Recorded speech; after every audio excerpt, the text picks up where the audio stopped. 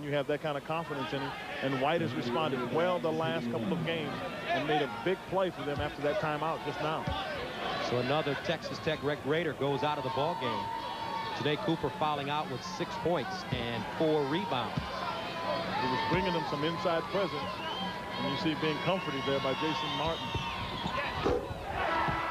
Prior to this game, only 3 players from Texas Tech had fouled out of a ball game, and already this evening 2 players have fouled out.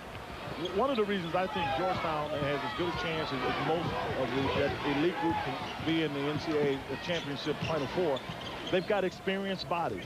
Othello's fouled out. They bring in Jahidi White. He makes a 3-point play. He goes out. You got Yaya Ja. You got Al. And Jerome Williams. They keep bringing guys 6'8", 6'9", 240. That wears you out. Darvin Ham trying to make himself big on the block, guarded by Ja. Here's Coy Smith, winding up, and he knocks it down. And he knew it from the time it left his hand. And you know that with a player. If he shoots it and he's turning to go back on the defensive end, he knows he's rolling. Coy Smith, 2 of 3 from long range. He's got 12. Iverson trying to work the pick and roll with Ja. Iverson pulling up from downtown. Tough shot. 75-72. Bonowitz trying the lob pass to Sasser, but Iverson got a hand on it as it went out of bounds. Showing you his defensive back skill. I was watching him. What they call it, lay in the cut. You see what's going on. He took off to go get the pass from Sasser, and Sasser mishandled it, and he just knocked it off of Iverson's hand. Here's Sasser picking up his dribble. Cut off by Williams. Coy Smith, he's feeling it. But you see the kind of pressure that Georgetown is putting on him, too. Smith from NBA range. From deep. How about that? No hesitation in the mind of Coy Smith to take that jump shot. Yeah, but he's got to be smarter than that. And James Dickey is basically showing it. He's saying he needs to get up.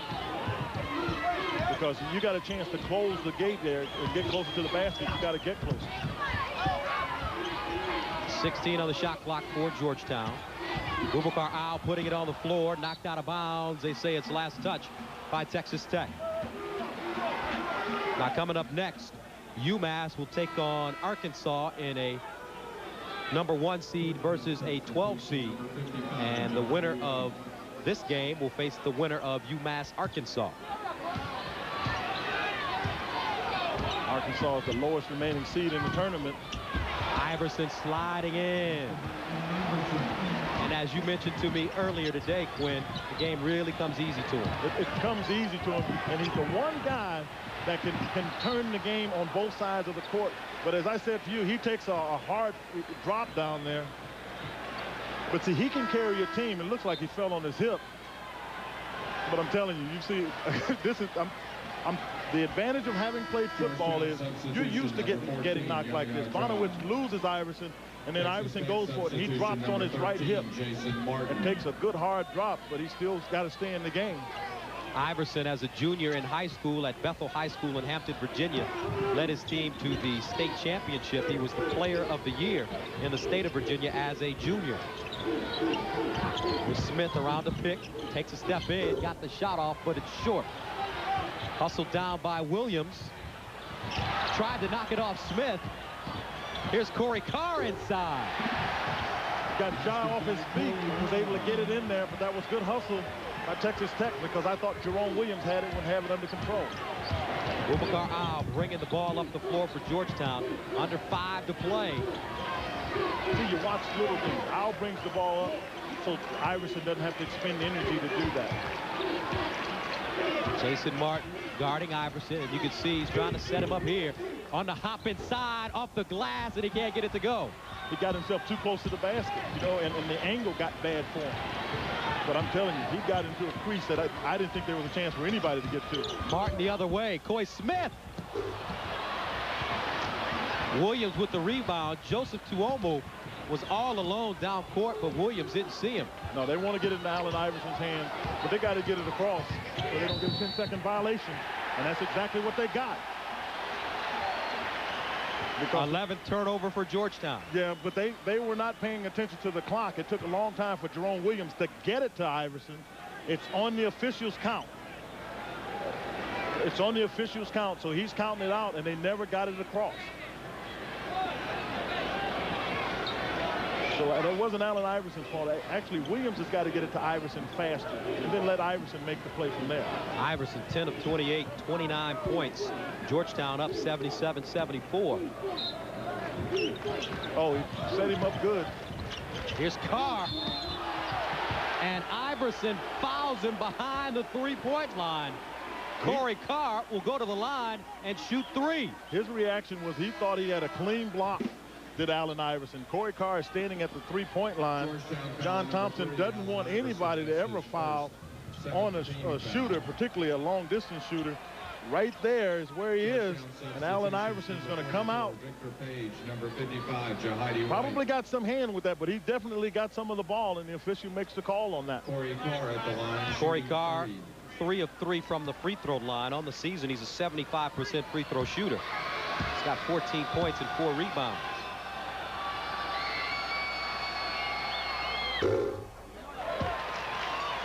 Good rotation and a great roll for Carr.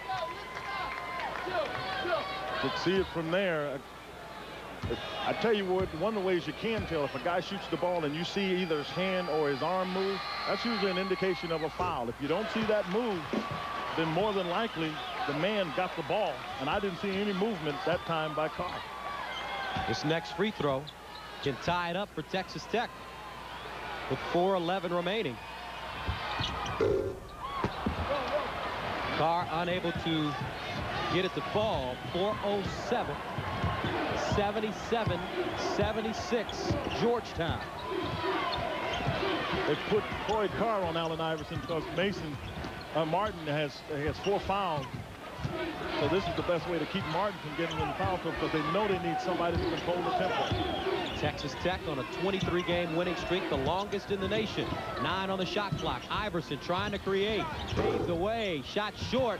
Somebody came flying in and put it back into the basket. That's Boubacar Al. They're letting Allen Iverson do what he's going to do in terms of taking the shot, and then all that Georgetown is going to do is crash the boards, and that was Boubacar Al that time. Got to block out. 8 points for Boubacar Al. 79-76.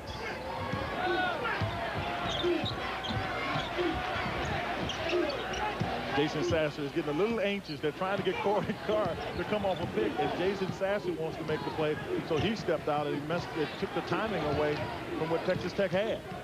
Here's Martin. Carr rattles out. Scramble for the ball. Ham tried to dunk it again. Mr. Ham tried to power dunk on him, please. Jahidi White was there. I mean, he tried to hammer this one. Makes a tough rebound, gets it, and goes to the side. You see Jahidi White there. He tries to power dunk it, got him on the arm. I mean, you love the fight in Darvin Ham. He's a ham, all right, but he's a ham that has some hops. Jahidi White just picked up his 5th foul. So now they lose both Jahidi White and Othello Harrington. Their 2 best inside scorers. Puts a lot more pressure on Iverson to have to not only control the tempo, but make shots.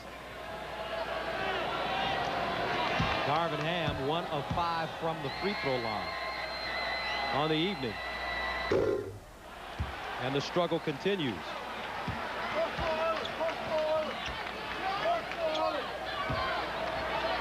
Some anxious moments for the Red Raiders.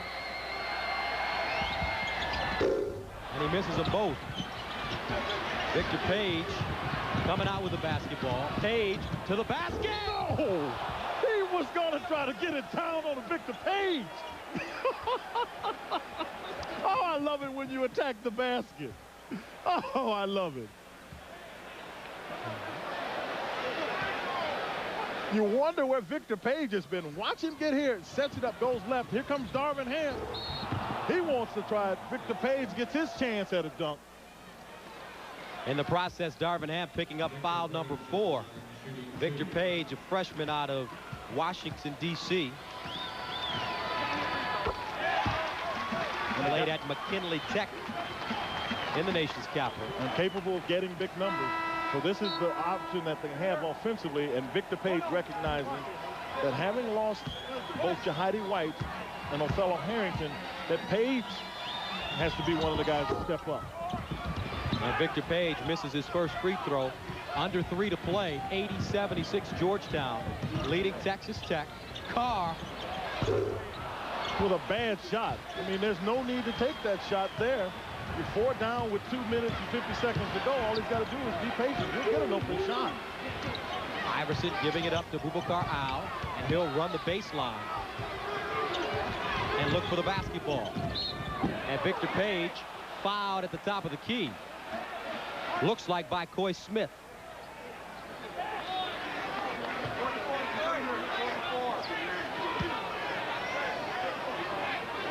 Coy Smith thought he had a clean steal. He almost got himself a technical foul, which would have been a real disservice to his team at this point. And that's what James Dickey is talking to. That was Corey Carr that James Dickey was talking to. He was telling him that shot he took, he didn't have to take. I mean, run it down, get yourself a good look.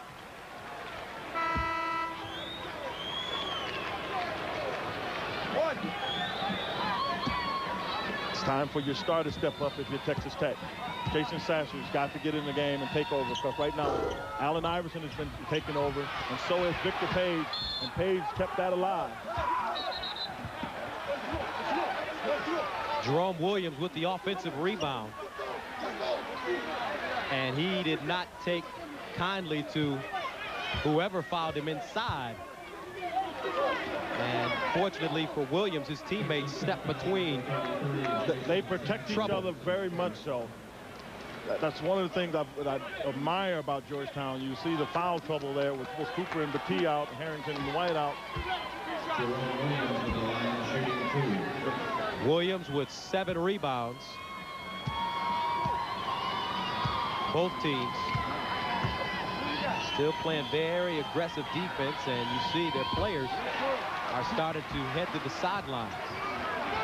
Well, both teams are going to stay aggressive. As long as Allen Iverson is on the floor, you know that Georgetown has a guy that can carry them. I said a moment ago, Jason Sasser is the star for Texas Tech. He's got to carry his team if they're going to get a victory here. He's got to get the ball in the position to make plays, and Martin's got to get it to him. 2:25 to go. We'll be back for the stretch run after this. 76 Georgetown, 2:25 to play. Gus Johnson, Quinn Buckner, Andrea Joyce with you. Coach Dickey pacing the sidelines. His team's down, but still plenty of time to come back. Elsewhere in the Midwest, Kentucky, they rolled today. 31 times. They went about 31 points. Smith trying to drop it down for Darvin Ham, and it goes right out of bounds. Georgetown substitution, number 44, Victor Page. And our game summary, 4 players have fouled out, 2 from each team. Texas Tech, 22 of 33 from the free throw line.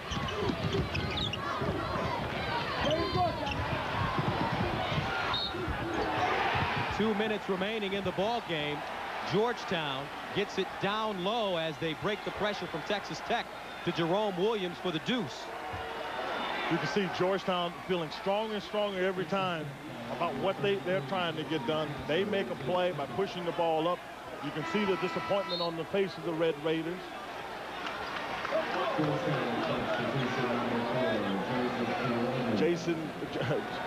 Jason Martin is the guy that you look for Texas Tech to help make some plays. He hadn't been able to make them. Jerome Williams has come alive here, getting rebounds and just being active, being able to handle the ball out on the point, allowing Allen Iverson to scoot around and make some plays. And they're doing it now with Othello Harrington, Jahidi White having fouled out of the game. Williams 5 of 5 from the free throw line, making 6 of 6. He's got 12 points now to go along with 7 rebounds. Hoyer's on a 7-0 run. Martin inside, and he's fouled.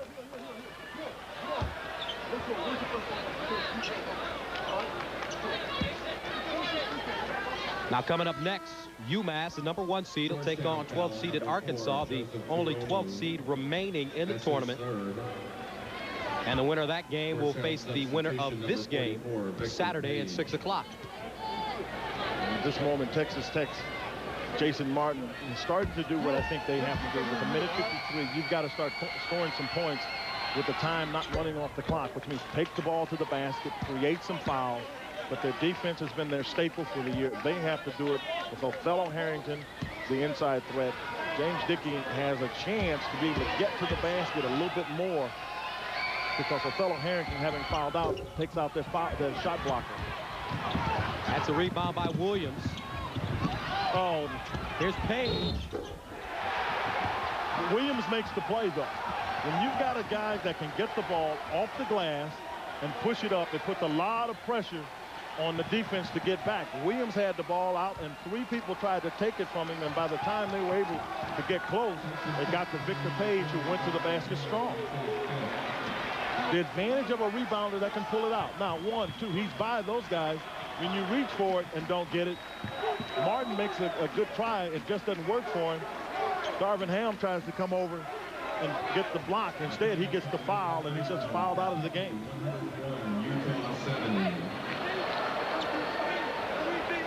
So Darvin Ham fouls out with 9 points and 7 rebounds. That's the 3rd player that is fouled out for Texas Tech. They only had 3 players to foul out the entire year. And 3 have to sit down this evening against Georgetown. 11 points for Victor Page. 89-77. 1:42 to go. Here's Sasser. That's what he's got to do. He's got to try to make some shots for them in order for them to get themselves back into this game. Back in a moment.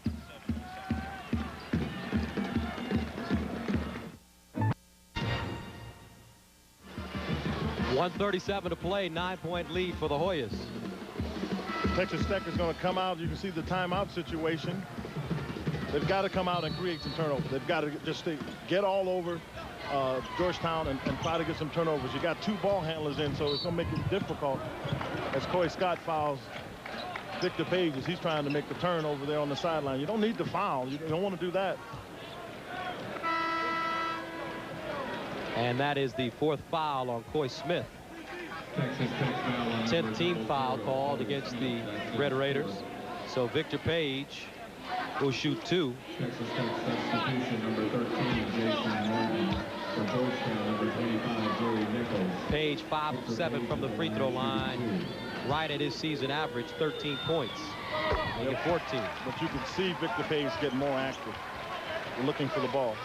Now coming up tomorrow in the Southeast region in Lexington, Kentucky, Connecticut, Mississippi State, followed by Cincinnati and Georgia Tech. I mean, those will be some fun games to watch because you know UConn with Duron Sheffer and what they're going to do. We watch Mississippi State and Eric Danforth. Cincinnati's an interesting team. You look at them and what they have inside with Danny Forston. But Matt Harpin is a guy I like for Georgia Tech. He's the guy I really like in the tournament that most people don't know about. 91-82, 1:26 to play. 26 seconds left. Georgetown up 91-82. Now coming up in the Midwest, Louisville will be going at it in about 20 minutes. Kentucky already winning. And Georgetown takes a timeout. We'll be back right after this.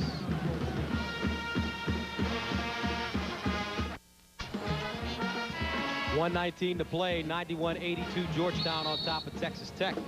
Hoyas with the basketball. Lobbed inside, and it's off the hand of Jerry Nichols. Hoyas turn the basketball over. A little bit of miscommunication as you look coming up next. Arkansas, Massachusetts here, and then Louisville and Wake Forest. Louisville's the team. You really like them? I like Louisville. They're the team. And you have to think about Wake Forest. They're playing with, at this point, Tony Rutland is going to be playing sparingly, so they'll go with Jerry Braswell. But Tim Duncan has been sick and lost 8 pounds, so you know he's lost strength as well. Coy Smith on the follow. 1:07 remaining. Still plenty of time for Texas Tech. to come back in this ball game, and another turnover by the Hoyas. Jerry Nichols, this time tripping. A minute remaining. 91-84. Jerry Nichols tries to go there, and it looks like there was a little touching of the feet, if you will, by Jason Martin. Jerry Nichols looking for the foul. Instead, the ball goes out. It's Texas Tech's ball. Under a minute to play. Here's Martin. Need to get a shot off quickly. Martin off the glass, rebounded by Victor Page. And Page is fouled by Sasser. Jason Sasser is disappointed because he wanted to get the shot, but Martin was trying to get it back out. Jason Sasser tried to pop out. Allen Iverson anticipated and really cut it off. Sasser is the guy you want to get it, and that time he just couldn't get the shot, so he's mad, and he really don't want to hear anything else.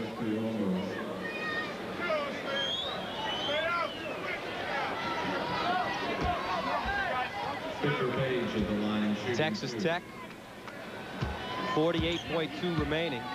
They still have the longest winning streak in the nation at 23 games, but it looks like 23 is where it will end. But it's been a great season for the Red Raiders, and also they've proven some things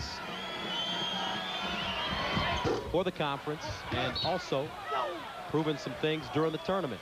Well, you know, if they're not able to get this done, one of the things you look at, and this is, unless they can, you know, start getting more offensive power, you're looking at what is the close of a long history of the Southwest Conference. This is the last team in the Southwest Conference, and if they don't win this game, that's a close on almost 70-plus years of history of the Southwest Conference, of which Texas Tech here this year has represented, I think, admirably. They've shown teams they come to play because they've pounded North Carolina. And that doesn't happen very often. Tech won the very first championship inside Bonowitz. And Iverson goaltending. Now 42.5 to go. 91-86 is the score. They're just going to give it to Iverson because he's the one that can get it down. Here's Tuomo, and Tuomo wisely, the freshman, calls a timeout. 36.5 to go. Hoya is trying to hang on. 5 seconds to go. 91-86. Georgetown leading Texas Tech. Hoyas need to get the ball in bounds. They lob it ahead. Page. They called timeout. They called the last timeout they had. Great denial defense by Tech. They still got a chance in this ball game. 91-86, 35.6 seconds remaining, and the guy you want to foul if you're Texas Tech is Boubacar Al right now for Georgetown, and it's knocked away. Deuce Jones covering a lot of ground there. But you throw a bounce pass, you allow him the chance to get there. But they got Al taking the ball out. As you look at the foul shooting percentage, Al at 42. That's why they had him taking it out, because once he releases it, then he can just run away and not get it back. Otherwise, it's an intentional foul, and he gets two automatically anyway. Georgetown, a 63% free throw shooting team on the season. And Allen Iverson goes to the line. He's a 68% free throw shooter. But he's somebody that Georgetown will take their chances with on the foul line. He's used to making them in big games. If you look at the free throw numbers, Georgetown 26 of 38. Tech 23 of 35. And on the evening, Iverson 8 of 14 from the free throw line. First of all, it's pretty astounding when a guy gets 15 and he's going to have now 16 foul shots. And that's what makes the difference. That shows you how good and how quick he is when you get to the foul line that many times. And the second shot by Iverson rolls in. 30 seconds to go. 93-86. Here's Martin. Tech still with one timeout remaining. Smith. Georgetown quickly getting it in bounds, and Tuomo is fouled. He's only a 52% foul shooter, but they wisely got over there with Jason Sasser to get the quick foul.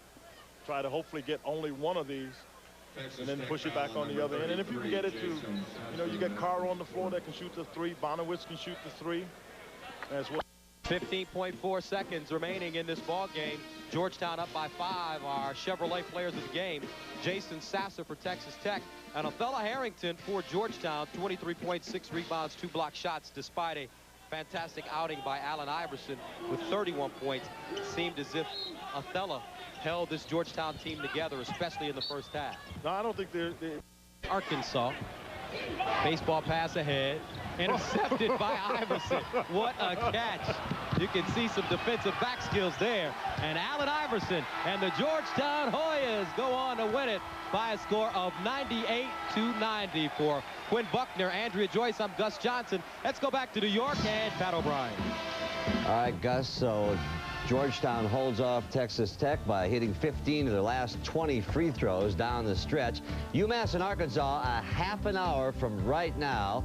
And Louisville and Wake Forest about to get underway out in Minneapolis at the Metrodome. We'll have that game for you. Those of you expecting UMass and Arkansas, we'll have that game for you in a half an hour. We're going to send you all out to Louisville and Wake Forest after a local station break.